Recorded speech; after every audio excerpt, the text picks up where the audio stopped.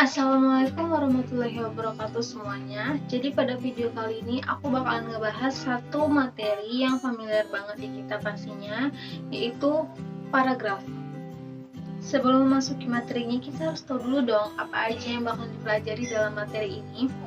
Jadi dalam materi ini kita akan mempelajari 4 bagian. Yang pertama yaitu hakikat paragraf, macam-macam paragraf, fungsi dan syarat paragraf, serta kerangka paragraf. Jadi yang pertama kita masuk ke hakikat paragraf. Apa sih paragraf itu? Jadi paragraf merupakan seperangkat kalimat yang saling berhubungan yang secara bersama digunakan untuk menyatakan dan mengembangkan dua buah gagasan utama. Paragraf juga merupakan inti penuangan buah pikiran dalam sebuah karangan dan didukung dalam himpunan kalimat yang saling berhubungan untuk membentuk sebuah gagasan. Jadi, dalam paragraf itu pasti dong ada yang namanya ide pokok atau gagasan utama. Nah, gagasan utama itulah yang nantinya bakalan dikembangkan dan akan menjadi suatu paragraf yang utuh. Nah, di dalam paragraf ini hanya boleh memiliki satu gagasan utama atau ide pokok ataupun satu topik aja yang nantinya bakalan dikembangkan dan menjadi satu paragraf. Nggak boleh memiliki dua atau lebih. Jadi hanya boleh satu dan itu yang nantinya bakalan dikembangkan dalam satu paragraf tersebut. Nah, di sini nih letak fungsi paragrafnya. Jadi di dalam paragraf yang satu itu misalnya membahas topik yang A dan di paragraf selanjutnya membahas topik yang B. Jadi topik yang A dengan yang B itu dipisahkan oleh paragraf. Kalau misalnya dia disatuin bakalan susah untuk dipahami. Nah, kita masuk nih ke fungsi dan syarat-syarat paragraf. Jadi, paragraf itu mengandung 7 fungsi utama, diantaranya yaitu yang pertama, menampung bagian kecil gagasan utama karangan. Nah, paragraf itu pada umumnya dalam suatu karya tulis, paragraf 1 dan paragraf 2 itu adalah suatu hal yang penting. Di paragraf itu pasti menampung dong yang namanya gagasan utama, namanya juga paragraf. Pasti ada yang namanya gagasan utama, ide utama, gagasan pokok yang bakalan dibahas di dalam suatu paragraf itu. Nah, untuk fungsi yang kedua yaitu memudahkan pemahaman jalan pikiran pengarang dengan cara memisahkan pikiran utama yang satu dengan yang lainnya. Nah, seperti yang aku bilang tadi, dalam suatu paragraf itu hanya boleh memiliki satu gagasan utama, satu ide pokok, ataupun satu topik aja, nggak boleh lebih. Jadi, di sini fungsinya paragraf itu yaitu memisahkan antara topik yang satu dengan topik yang lainnya. Karena kalau misalnya digabung, pasti bakalan bingung kan? Lagi ngomongin yang A, loh kok tiba-tiba kalimat yang lain udah ngomongin yang B aja, pasti bakalan bingung. Nah, fungsi yang ketiga itu pengarang bisa melahirkan pikiran secara sistematis. Jadi, untuk beberapa karya tulis itu pasti memiliki aturan-aturan dalam penulisan tiap paragrafnya. Misalnya, di paragraf awal itu adalah bagian terpenting dari sebuah karya tulisnya. Di pertengahan adalah sesuatu yang kurang penting, dan di akhir paragraf itu adalah sesuatu yang tidak penting. Namun ada juga yang bagian dari awal paragraf sampai ke akhirnya itu adalah bagian-bagian yang penting. Jadi setiap karya tulis itu memiliki peraturan yang berbeda-beda, dan itu gunanya penyusunan paragraf ini secara sistematis. Nah, fungsi yang keempat yaitu pembaca lebih mudah memahami apa maksud dari alur cerita dan pikiran si penulis. Kembali ke pembahasan yang pertama tadi, bahwa dalam suatu paragraf itu cuma boleh memiliki satu topik saja dan tidak boleh lebih. Misalnya, di dalam paragraf yang A, ini penulis menceritakan tokoh si A. Terus di paragraf yang selanjutnya, si penulis menceritakan tentang tokoh yang si B. Jadi, ada pemisahan kisah antara si A dengan si B dengan paragraf. Hal tersebut bisa memudahkan pembaca agar lebih memahami dan lebih fokus ke satu topik doang dalam satu paragraf. Nah, fungsi yang kelima yaitu untuk membentuk penggalan-penggalan isi pikiran si pengarang. Jadi, penulis itu punya hak loh untuk menuliskan pendapatnya di dalam karya tulisnya tersebut. Jadi, bukan dia nggak harus menceritakan orang lain aja atau menceritakan informasi atau berita lain aja. Dia juga bisa menuliskan pendapat dan isi pikirannya ke dalam tulisan tersebut. dan itu cuma boleh ada dalam satu paragraf, nggak disatukan dengan paragraf lainnya yang membahas tentang tema yang sedang dia bawakan. Yang keenam yaitu sebagai tanda pemikiran baru dimulai.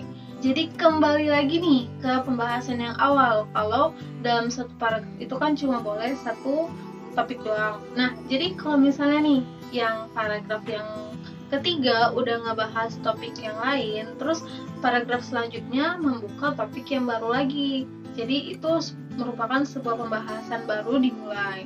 Fungsi yang ketujuh yaitu memungkinkan perhentian lebih lama daripada akhir kalimat. Nah, kita masuk ke syarat-syarat dari paragraf. Jadi paragraf itu ternyata juga punya syarat loh agar menjadi satu kesatuan paragraf yang utuh dan baik dan benar. Jadi paragraf itu memiliki 4 syarat utama. Yang pertama itu kesatuan, kepaduan, isi yang relevan dengan karangan, serta pengembangan. Nah, kesatuan dan kepaduan sudah pasti harus ada di dalam paragraf, karena kan nggak mungkin kan dalam paragraf itu kalimatnya nggak satu, nggak padu, nggak satu tema, nggak satu topik, dan itu nggak bakalan jadi paragraf. Lalu selanjutnya, isinya harus relevan dengan karangan. Nggak mungkin karangannya temanya yang A, terus isinya yang B, nggak mungkin kan, nggak cocok. Terus yang keempat yaitu pengembangan. Pengembangan itu pasti ada dalam paragraf, kan nggak mungkin isi dari paragraf itu cuma 1-2 kalimat. Jadi kalimat utama itulah yang nantinya akan dikembangkan dalam paragraf. Nah, kita masuk ke kerangka paragraf. Jadi paragraf juga punya kerangka, selain punya fungsi, punya tema, paragraf juga punya kerangka. Kerangka paragraf itu ada 3, yaitu menentukan tema, menentukan ide pokok atau gagasan utama, lalu menuliskan kalimat penjelasan. Nah, ini udah pasti harus ada ya, agar paragraf dapat tercipta. Namanya juga kerangka, pasti ini langkah-langkah untuk pembuatan paragraf. Yang pertama, kalian itu harus punya ide dulu. Ide temannya nih apa nih di paragraf ini. Terus setelah itu kalian tentuin ide pokoknya, gagasan utamanya. Kalimat inilah yang nanti bakalan dikembangkan di penjelasan ini, di tahap yang ketiga yaitu bagian penjelasan. Setelah itu baru paragrafnya jadi. Nah, kita masuk ke materi ketiga yaitu macam-macam paragraf. Nah, di macam-macam paragraf ini terbagi lagi atas 3 bagian, yaitu jenis paragraf berdasarkan isinya, jenis paragraf berdasarkan letak kalimat utamanya, dan jenis paragraf berdasarkan fungsinya. Nah, di jenis paragraf berdasarkan isinya ini terbagi lagi nih atas 5 bagian, yaitu ada narasi, deskripsi, eksposisi, argumentasi, dan persuasi. Apa sih kelima bagian ini? Jadi narasi itu adalah paragraf yang menjelaskan dan menuliskan suatu kejadian atau peristiwa. Nah, misalnya penulis itu menceritakan ada pabrik yang terbakar, ada daerah yang kebanjiran, seperti itu. Lalu yang kedua, di bagian deskripsi ini adalah sebuah paragraf yang menceritakan atau menggambarkan sebuah objek. Jadi di sini seolah-olah pembaca itu bisa mendengarkan, melihat, bahkan merasakan sebuah objek yang digambarkan tersebut. Misalnya penulis menggambarkan ada seorang wanita, bajunya putih, jilbabnya hijau, yaitu aku. Oke, lanjut. Nah, di bagian ketiga itu ada eksposisi. Nah, di eksposisi ini paragraf menceritakan sebuah kiat-kiat atau cara atau teknik sehingga dapat menambah wawasan dari pembaca. Seperti yang kita tahu, teks eksposisi itu sendiri juga berisi hal-hal yang seperti itu. Jadi kurang lebih paragraf ini sama seperti teks eksposisi, hanya saja lebih singkat, jelas, dan lebih padat. Nah, lanjut ke argumentasi. Nah, ini adalah paragraf yang mengemukakan suatu pendapat disertai dengan penjelasan. Namanya juga argumentasi, pasti ada pendapat, pasti ada penjelasan. Jadi di sini bisa jadi tokoh yang mengemukakan sebuah pendapat, bisa jadi juga penulis yang mengemukakan pendapat tersebut. Lanjut yang kelima yaitu persuasi. Nah, di paragraf ini lebih kepada membujuk, menghimbau, atau mengajak para pembaca sehingga melakukan sesuatu. Kalau bahasanya itu bisa kita bilang lebih ke kompor. Nah, di sini contohnya misalnya penulis menghimbau para masyarakat untuk tetap di rumah aja, stay at home, dan mematuhi protokol kesehatan guna meminimalisir pekerjaan para tenaga medis. Nah, itu kan udah jenisnya menghimbau tuh, sehingga masyarakat jadi, oh iya nih, harus di rumah aja, harus patuhi nih protokol kesehatan, kayak gitu. Lanjut ke jenis paragraf berdasarkan letak kalimat utamanya. Nah, di sini terbagi atas 3 bagian, yaitu paragraf deduktif, induktif, dan campuran. Nah, yang pertama yaitu paragraf deduktif. Nah, di sini paragrafnya itu di awal dia mengemukakan duluan topiknya, temanya, lalu diakhiri dengan penjelasan. Lalu untuk paragraf induktif, dia itu kebalikan daripada deduktif. Dia menjelaskan dahulu lalu diakhiri dengan topiknya. Nah, di paragraf campuran, di sini itu diawali dengan topik, diawali dengan tema, lalu di pertengahan dikasih penjelasan, dan di akhir diberikan topik lagi.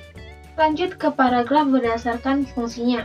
Nah, di sini juga terbagi atas 3 bagian, ada paragraf pembuka, pengembang, dan penutup. Di paragraf pembuka berisi tentang ancang-ancang sebuah topik ataupun tema yang bakalan dibahas dalam karangan ini. Misalnya di awal tuh dijelasin, oh ini tuh mau ngebahas tentang banjir nih di Medan. Nah, lanjut ke paragraf pengembang, yaitu di sini itu adalah sebuah pengembangan daripada paragraf yang di awal tadi, yaitu paragraf pembuka. Yang namanya ide pokok, gagasan utama pasti harus ada penjelasan dan pengembangannya dong. Nah, di sini dikembangkan di paragraf pengembang ini. Nah, lanjut yang terakhir yaitu ada paragraf penutup. Seperti namanya, paragraf ini terletak di akhir dan sebagai penutup. Bisa jadi kesimpulan, saran, kritik, ataupun harapan, bisa juga menjadi sebuah rangkuman, uraian, ataupun resume, sehingga pembaca tuh lebih mudah lagi mengingat, oh ternyata tadi yang di atas bahas ini nih. Jadi, lebih singkat dan jelas. Nah, sekian materi dari aku, semoga mudah dimengerti dan dipahami dan bisa bermanfaat untuk kita semua. Apabila ada salah kata, aku mohon maaf. Makasih buat teman-teman yang udah mau nonton. Aku akhiri dengan wabillahi taufiq wal hidayah. Wassalamualaikum warahmatullahi wabarakatuh.